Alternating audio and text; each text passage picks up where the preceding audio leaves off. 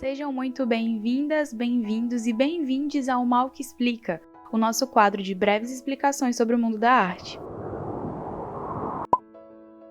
O Mal que Explica estava meio sumido, né? Mas a gente voltou e com um episódio muito especial. Hoje a gente vai falar da Semana de Arte Moderna de 1922. Também conhecida como Semana de 22, ela completa 100 anos no dia 13 de fevereiro. E mesmo depois de um século de sua realização, estes dias que colocaram a produção artística brasileira em destaque aos olhos do mundo continuam sendo lembrados. Tá bem, mas o que foi mesmo essa semana? Bom, foi um evento onde culminou o movimento modernista brasileiro que já vinha crescendo antes de 1922, ligado ao contexto social e político do pós-Primeira Guerra Mundial que ocorreu entre os anos de 1914 e 1918. Neste início de século XX, o mundo todo enfrentava uma crise sem precedentes. Houve a expansão do mercado produtor e consumidor, surgiu o capitalismo imperial na Ásia e na África, e aqui no Brasil se estruturava a industrialização, principalmente no estado de São Paulo, com a chegada de imigrantes europeus. Um dos acontecimentos precursores da Semana de 22 aconteceu em 1913, quando o lituano Lazar Segal veio para o Brasil para realizar uma exposição carregada de características expressionistas e que inspiraram alguns artistas brasileiros, como Anita Malfatti, que em 1917 expôs as obras O Homem Amarelo, A Boba e A Mulher de Cabelos Verdes. As obras chocaram o público, que estava acostumado com obras tipicamente europeias, que seguiam os modelos clássicos e imitavam com mais fidelidade a realidade. A exposição de Anita provocou indignação dos críticos de arte, principalmente Monteiro Lobato, sim, o escritor do clássico O Sítio do Pica-Pau Amarelo, e da elite da época. As ideias da possibilidade de criar um perfil artístico mais livre, quebrando o tradicional, começam a tomar corpo com os debates em torno da exposição de Anita Malfatti. É então que no dia 29 de janeiro de 1922, no jornal Correio Paulistano, uma nota anuncia a realização de uma semana de arte no Teatro Municipal entre os dias 11 e 18 de fevereiro, com a participação de escritores, músicos, artistas e arquitetos de São Paulo e do Rio de Janeiro. Podia ter artistas de outros estados, a gente concorda, mas se ainda hoje os espaços de reconhecimento da arte buscam maior democratização, imagine há 100 anos. E mesmo para a galera do Sudeste daquela época, dita como a mais à frente do restante do país, o evento soou estranho e foi recebido entre aplausos e vaias. Mas mesmo assim, aconteceu a Semana de Arte Moderna, com participação de artistas como Di Cavalcanti, Anita Malfatti, Tarsila do Amaral, Mário de Andrade, Oswald de Andrade, Graça Aranha, entre outros.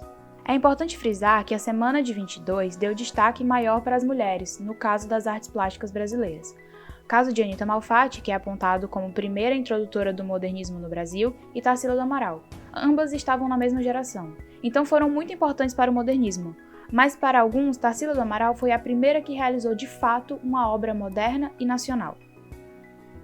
Pois é.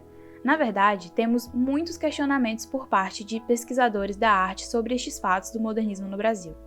Por exemplo, será que a Semana de Arte Moderna aconteceu só em São Paulo e somente em uma semana? Bom, as curadoras Araci Amaral e Regina Teixeira de Barros, da exposição Moderno Onde, Moderno Quando? A Semana de 22 como Motivação, que aconteceu agora em 2021 no Museu de Arte Moderna de São Paulo, comentam sobre. Abre aspas. Reza o senso comum que a Semana de 22 foi um divisor de águas entre o velho e o novo. Entretanto, se nos debruçarmos sobre a produção artística, musical, arquitetônica, literária que antecede a semana e nos permitirmos considerar outras localidades do país além de São Paulo, encontraremos incontáveis evidências de que a semana faz parte de um amplo e descontínuo processo que a extrapola, tanto temporal quanto espacialmente. Fecha aspas. Então a gente vê que este movimento moderno existiu em todo o território nacional. Um bom exemplo é Aldemir Martins, cearense, que foi pintor, gravador, desenhista e ilustrador, influente representante do modernismo brasileiro.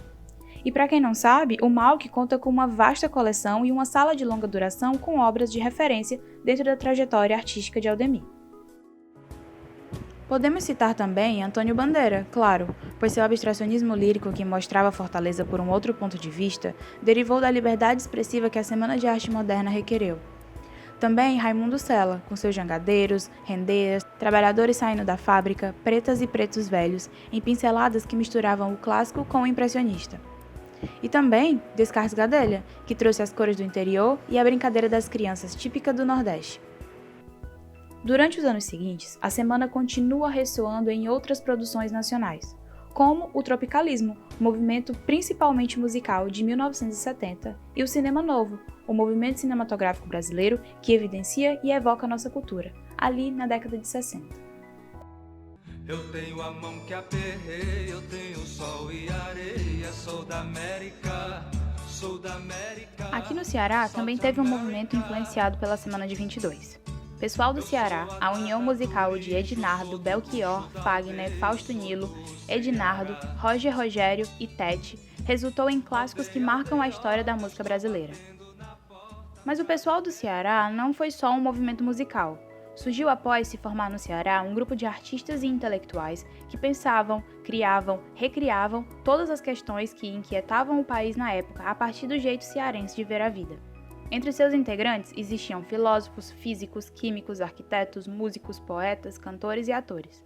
Aqui situamos professor Gilmar de Carvalho, Alba Paiva, Guto Benevides, Mino, Wilson Ibiapina, Cirino, Ieda Estergilda, Tânia Araújo, Olga Paiva e tantos outros. Portanto, a Semana de Arte Moderna foi um marco muito importante para o desenvolvimento do modernismo brasileiro. E como disse o próprio Mário de Andrade, abre aspas, a semana logra atingir os seus objetivos primordiais, o direito permanente à pesquisa estética, a atualização da inteligência artística brasileira e a estabilização de uma consciência criadora nacional. Fecha aspas. O jornalista Irineu Franco, em seu artigo 1922-2022, Entender o Passado para Construir o Futuro, fala, abre aspas, ao examinar os 100 anos decorridos desde 1922, percebemos que, ao devorar antropofagicamente as influências estrangeiras e mergulhar no conhecimento de suas raízes, o Brasil foi capaz, em todos os campos, de produzir arte original, vibrante e criativa. Fecha aspas. Viva a Semana de Arte Moderna! Viva as e aos modernistas brasileiros! Lembrando que se você quiser visitar o Museu de Arte da UFC e conhecer a sala de longa duração de Aldemir Martins, que foi citado no vídeo, o nosso funcionamento é de segunda a sexta, exceto feriados, das 8 às 12 horas e das 13 às 17. Em alguns sábados e domingos, o MAUC também abre. As datas são previamente divulgadas no site e nas redes sociais, Instagram e Facebook. Mas atenção! Devido à pandemia de Covid-19, o funcionamento pode ser alterado. Consulte os meios de comunicação do MAUC antes de visitar o museu. Tá bem? Se você ainda não sabe, o Museu de Arte da UFC está no cruzamento da Avenida 13 de Maio com a Avenida da Universidade. Tchau, até o próximo episódio, se cuidem!